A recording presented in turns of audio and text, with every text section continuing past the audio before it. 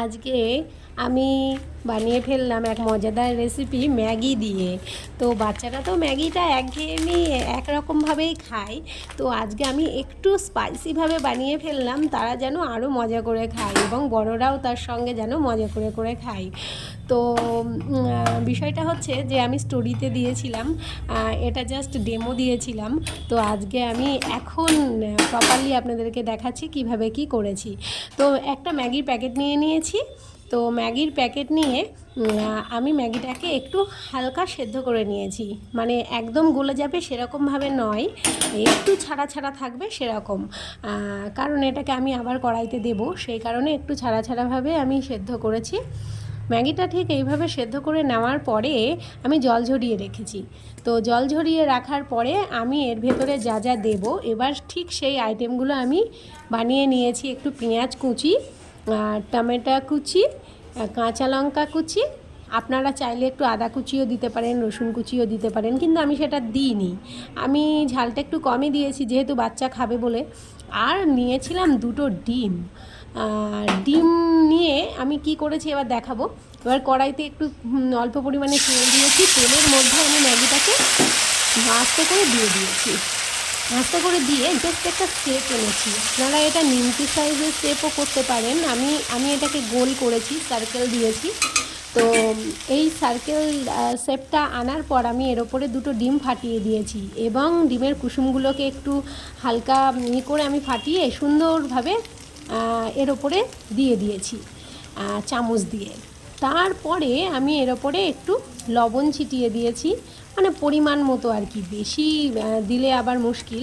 তো আমি যেহেতু এর মধ্যে ম্যাগি মশলা দেবো, তো বেশি দিলে আবার বেশি নোনতা হয়ে যাবে, বাচ্চারা খেতে পারবে না। সেই কারণে তাদের কথা খেয়াল রেখে আর কি লবণটা একটু অল্প পরিমাণেই দিতে হবে।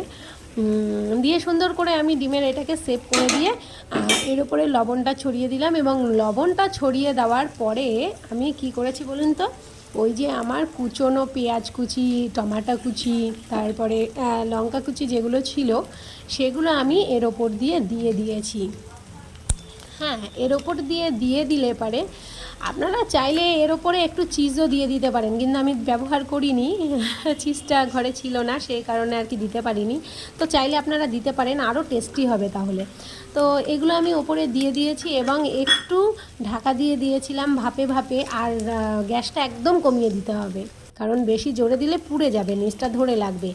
এরপরে আমি ম্যাগি মশলাটা এর ওপর দিয়ে ছিটিয়ে দিয়েছিলাম, তাহলে ভীষণ টেস্টি হবে। ম্যাগি মশলাটা যেটা ছিল সেটা এর ওপর দিয়ে একদম দিয়ে দেওয়ার পরে আমি কি করেছি, একটু যখন হয়ে এসছে নিচেটা, মানে একটু হালকা ফ্রাই হয়েছে, তখন আমি এটাকে উল্টে দিয়েছি। আপনারা দেখতেই পাচ্ছেন আমি উল্টোনো অবস্থায় ঠিক কেমন লাগছে দেখতে, আপনাদেরকে দেখাচ্ছি। তো ঠিক এরকম আসবে। আসার পরে ফাইনালি এটা এসছে। আমি কড়াইয়ের মধ্যেই এটাকে পিস পিস করে নিয়েছি, তাহলে সুবিধা হয়। এবং আরেকটু হালকা ফ্রাই করে নিয়েছি, দু পিঠটাই হালকা ফ্রাই করে নিয়ে এটাকে সুন্দরভাবে একদম, মানে এটা রেডি পুরো একদম খাওয়ার জন্য।